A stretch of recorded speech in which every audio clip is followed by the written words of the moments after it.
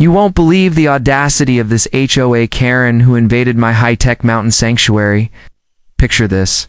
After years of grinding as a tech developer, I, Jake, finally built my dream state-of-the-art smart cabin nestled in the heart of the Blue Ridge Mountains. This wasn't just any cabin. It was an off-grid masterpiece, powered by solar panels, equipped with AI-driven security, and kitted out with every gadget a tech nerd could dream of. Think remote-controlled lights, motion sensors, a smart gate, and even steel bollards that could pop up from the ground to secure my private driveway. This was my sanctuary, my escape from the chaos of city life. Tucked away on a secluded plot of land I'd bought with my own hard-earned cash, no neighbors, no noise, just me, the pines, and my tech toys. Or so I thought. It was a crisp Saturday morning, the kind where the air smells like freedom and the sunrise paints the mountains gold. I was sipping coffee, ready to tweak some code for my cabin's latest upgrade, when I glanced out the window and nearly choked. There, parked right in the middle of my private driveway, was a gleaming Tesla Model X. Its glossy white finish mocking me as it blocked the only access road to my property. No note, no warning, just a car squatting on my land like it owned the place. My heart rate spiked. This wasn't a public lot. This was my driveway, on my property, miles from any HOA or subdivision. I pulled up my security app, my fingers trembling. With a mix of curiosity and rage, the cabin's cameras had caught everything. A woman in her late 40s, decked out in a designer tracksuit, stepping out of the Tesla with a Starbucks cup in one hand and a phone in the other. She strutted around like she was on a red carpet, not trespassing on private land. I zoomed in on the footage and my stomach dropped. I recognized Herkerin, the infamous HOA president from the gated community a few miles down the mountain. I'd never met her in person, but her reputation preceded her. Posts from locals painted her as a tyrant, slapping fines on homeowners for minor infractions like unapproved mailbox colors or grass too tall by half an inch. And now, this queen of entitlement had decided my driveway was her personal parking lot? I rewatched the footage hoping I'd missed something, but it only fueled my anger. Karen had parked, glanced at my private property, no trespassing sign, and shrugged. Then she had the gall to waltz onto my porch, plop down on my custom-built cedar bench, and start sipping her coffee like she was at a resort. She even poked around my front door, peering through the windows as if inspecting my home for her approval.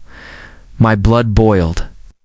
This wasn't just a parking violation, it was a full-on invasion. My cabin was my pride and joy, a fortress of tech and tranquility, and Karen had waltzed in like she owned the deed. I clenched my fists, my mind racing. I could call the cops or a tow truck, but that felt too easy. Karen needed to learn a lesson, and lucky for me, my smart cabin was the perfect teacher. She thought she could bully me on my own land, big mistake. I stormed out of my cabin, my heart pounding like a drum, but I forced myself to stay calm. Years of dealing with difficult clients in the tech world had taught me to keep my cool under pressure. I stepped onto the porch where Karen was sprawled on my cedar bench, scrolling through her phone like she was at a five-star spa. Her Tesla gleamed behind her, a symbol of her arrogance, parked so carelessly it blocked half my driveway's width. I cleared my throat and said, "Excuse me, this is private property. You need to move your car now." Karen didn't even look up at first. She tilted her head slightly, her eyes flicking over me like I was some annoying delivery guy. "Oh, relax," she drawled, her voice dripping with condescension. This spot was empty, and I needed to park somewhere to check on my Airbnb guests down the road. "I'm not hurting anyone." Her smug grin made my fists clench. I took a deep breath and explained, slowly like I was talking to a toddler, that this was my driveway on my private land, and she was trespassing. She waved me off, her manicured nails catching the sunlight. "I'm the HOA president of Pineview Estates," she said, as if that gave her divine authority. "I know my rights. You don't own the mountains, sweetie." I could feel my pulse. "In my temple, sweetie? Sweetie?" This woman had the nerve to trespass, park her car like she was staking a claim. And now she was patronizing me on my own property. I stepped closer, keeping my voice steady but firm. "This isn't Pineview Estates. This is my land, bought and paid for. You have no rights here. Move your car or I'll handle it myself. Her eyes narrowed, and for a moment I thought, she might actually listen. But then she stood, brushing imaginary dust off her designer tracksuit, and smirked. Handle it. Good luck with that. I'll be back for my car when I'm ready. Don't touch it, or you'll hear from my lawyer. I watched her saunter toward the tree line, presumably to check on her Airbnb, her high-heeled boots crunching. On my gravel path, every step she took fueled my resolve. Karen thought she could bully me, just like she bullied her HOA victims with fines and threats. But she didn't know who she was dealing with. My cabin wasn't just a cozy retreat. It was a fortress of innovation, wired with tech I'd spent years perfecting. Remote blockers, smart locks, motion sensors. I'd built it all to protect my peace, and now it was time to use it. As Karen disappeared into the woods, still clutching her coffee, I pulled out my phone. She wanted to play queen of my property. I'd show her what a tech nerd could do. My fingers hovered over the app. That controlled my cabin's defenses, and a grin spread across my face. Oh, this was going to be good. Time to teach this Karen a lesson she'd never forget with my high-tech fortress. I retreated to my cabin's control room, a sleek setup with monitors displaying every angle of my property. My fingers danced over my phone as I opened the custom-built app that controlled my cabin's defenses. This wasn't just a home. It was a masterpiece of engineering I'd spent years perfecting.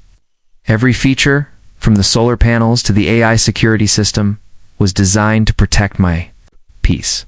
Karen's intrusion was the perfect test for my tech, and I was almost giddy with anticipation. She'd picked the wrong nerd to mess with. First, I activated the remote blockers. With a tap, heavy-duty steel bollards rose silently from the ground. Around her Tesla, their matte black finish blending into the gravel. They formed an impenetrable cage, locking her car in place. I watched the live feed as the bollards clicked into position, their motors humming faintly. Karen's Tesla wasn't going anywhere, not without my say-so. For good measure, I engaged the smart gate at the property's entrance. A reinforced steel barrier that slid shut with a satisfying thud. The only way in or out was now sealed. Karen was still wandering near the tree line, oblivious, her phone glued to her hand as she texted furiously. Next came the real genius of my setup, the guest mode. I'd designed it for friends staying over, letting them control lights or music in designated areas. But it had a hidden feature, a security lockdown mode for situations just like this. Karen, in her nosy exploration, had wandered into the guest room, off the porch, poking around my minimalist decor like she was staging it for her Airbnb. I tapped the lockdown option, and the system sprang to life. The guest room door locked with a soft click, its electromagnetic bolts securing her inside. The windows, made of reinforced tinted glass, became her new view of the world, inopenable and unbreakable. Motion sensors ensured I'd know if she tried anything clever, and the room's smart thermostat adjusted to a cool but firm 68 degrees, just to remind her she wasn't in charge. I wasn't done yet. My cameras showed Karen returning to the porch, still clueless about her predicament. I grabbed a notepad and scrawled a message. "You trespassed and disrespected my property. Move your car and apologize, or you're staying until you learn respect." I slipped it under the guest room door via a remote-controlled hatch I'd installed for deliveries. The hatch sealed shut, and I leaned back, watching the monitors. Karen was now a guest in my high-tech prison, and she had no idea the extent of my control. The cabin's AI pinged my phone, confirming all systems were active. Lock secure, blockers up, gate closed. I even tweaked the porch lights to flicker subtly, just to mess with her head. This wasn't about cruelty. It was about justice. Karen thought she could rule my land like her HOA kingdom. It's time to show her who was really in charge. She thought she was in charge, till my cabin took over, and the internet joined the party. Karen didn't notice the lockdown at first. She returned to the porch around dusk, still glued to her phone, probably drafting another HOA complaint about someone's lawn ornaments. She tried the guest room door, expecting to snoop further, only to find it locked behind her as she stepped inside. The realization hit like a freight train. I watched on my monitors as she rattled the handle, her face twisting from confusion to fury. "What is this? Let me out," she shouted, banging on the door. Her voice echoed through the guest rooms. Intercom, which I'd rigged to pipe directly to my control room. I leaned back, sipping my coffee, and let her stew. I wasn't heartless-eyed, stocked the room with bottled water, granola bars, a small fridge with fruit, and a charging station. For her phone, the bathroom was functional, with towels and soap. She wasn't in danger, but she was definitely not in control. I flicked on the intercom and spoke calmly. "Karen, you trespassed and disrespected my property. Apologize sincerely. Promise to. Move your car and respect my land. Then you're free." Her response was immediate and predictable. "This is illegal. You can't trap me here. I'm calling the police, and you'll be sorry." I chuckled. My cabin was miles from cell towers, and I'd installed a signal jammer for extra security, legal for private property use in my state. I'd checked. Her phone was useless except for the Wi-Fi I controlled, which only connected to a guest portal with my rules: apologize or stay. She screamed about lawsuits, her powerful connections, and how she'd ruin me. I muted the intercom and let her rage. By day 2, Karen's bravado started to crack. My camera showed her pacing the 12 by 12 guest room, her designer. Tracksuit rumpled, her hair less perfect. She tried the windows, tugging at the reinforced glass, but they didn't budge. She found the note I'd left and tore it up, tossing the pieces like confetti. "You're insane." She yelled into the air, unaware I was watching. I checked the system logs. The motion sensors tracked her every move, and the smart thermostat kept the room at a chilly 68 degrees, just uncomfortable enough to make her think twice. I wasn't cruel, but I wanted her to feel the weight of her actions. On day 3, I decided to share the saga on X. I posted a vague update, entitled "HOA Karen parked her Tesla on my private land. Now she's learning why you don't mess." With a tech nerd's smart cabin, included a blurry clip of her Tesla trapped by the bollards, careful not to show her face. The internet exploded. A Karen trapped by smart cabin trended with memes of Teslas and cages and angry Karens flooding my feed. Commenters cheered, sharing their own HOA horror stories. One wrote, "Give her a week, she'd beg for mercy." The attention was intoxicating, but I stayed focused. This was about teaching Karen a lesson, not just viral fame. By day 5, Karen was unraveling. She'd eaten most of the granola bars and was rationing the apples. Her pacing slowed, replaced by long stretches of sitting on the guest bed, staring at the wall.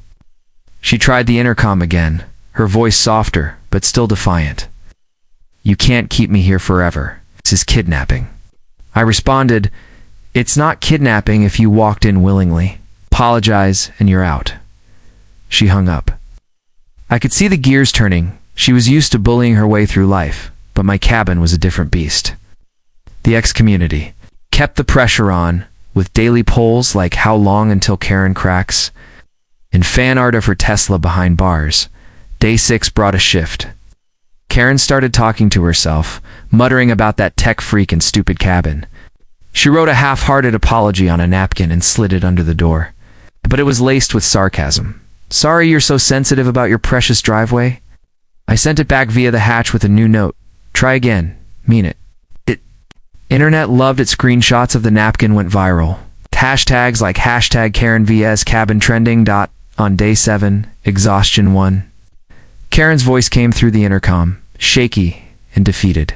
"Jake, I'm sorry. Shouldn't have parked on your property or disrespected you. I'll move my car. Please let me go." I leaned forward, studying her face on the monitor. Her eyes were red, her hair a mess, her HOA queen aura gone. She'd learned her lesson. Karen learned the hard way. Don't mess with a tech nerd's cabin. I sat in my control room, staring at the monitor as Karen's defeated voice echoed through the intercom.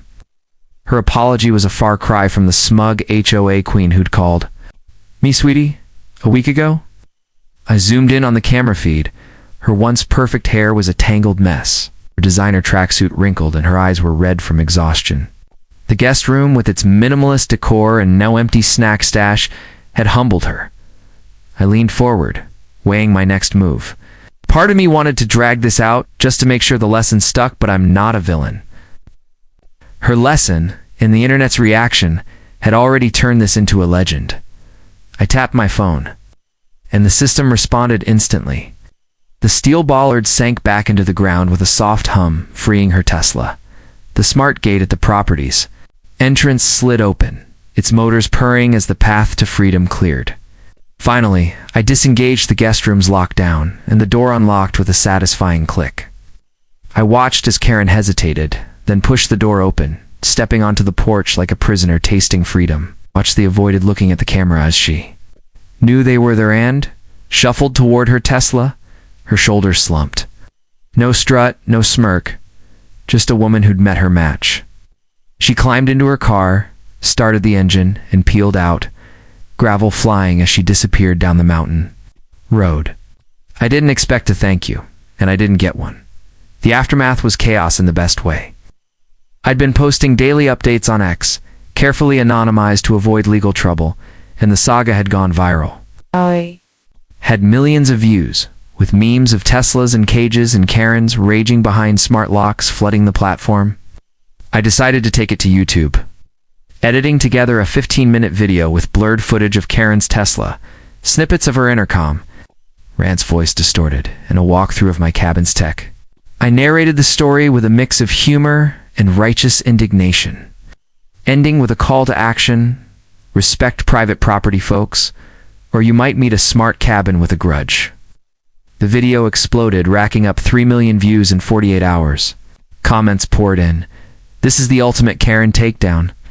And your cabin is my hero." Some called me a genius. Others jokingly asked if my cabin was hiring. But the real-world fallout was even juicier. Word spread fast in the nearby gated community. Ex-posts from Pinot Estates residents revealed that Karen's HOA reign was crumbling. Homeowners emboldened by my viral story started pushing back against her draconian rules. By the end of the week, a petition had circulated, and Karen was demoted from HOA president to a lowly board member, stripped of her power to terrorize. One ex-user posted, "She hasn't shown her face at meetings since the cabin incident. We're free." I didn't expect to spark a neighborhood revolution, but I wasn't complaining. I took a walk around my property the next day, savoring the quiet. The driveway was clear, the porch empty, and my sanctuary was mine again. But I wasn't done with my cabin's upgrades. Inspired by the saga, I added a few new tricks: a louder perimeter alarm, facial recognition for the cameras, and a voice-activated warning system that could politely or not so politely tell intruders to leave. I even toyed with the idea of a drone that could drop warning flyers. Maybe overkill, but why not? My cabin was more than a home. It was a statement. Just mess with my peace, and you'll regret it. Karen never returned, and I hope she never does. The internet, however, kept her legend alive. My YouTube channel grew with subscribers begging for more tech-fueled justice stories. I started posting tutorials on smart home security, each video sprinkled with nods to the Karen incident. My favorite comment? "If HOA Karens are the final boss, your cabin is the cheat code." The moral of the story hit home for millions. Respect private property, or a tech nerd's smart cabin might outsmart you in ways you'll never forget.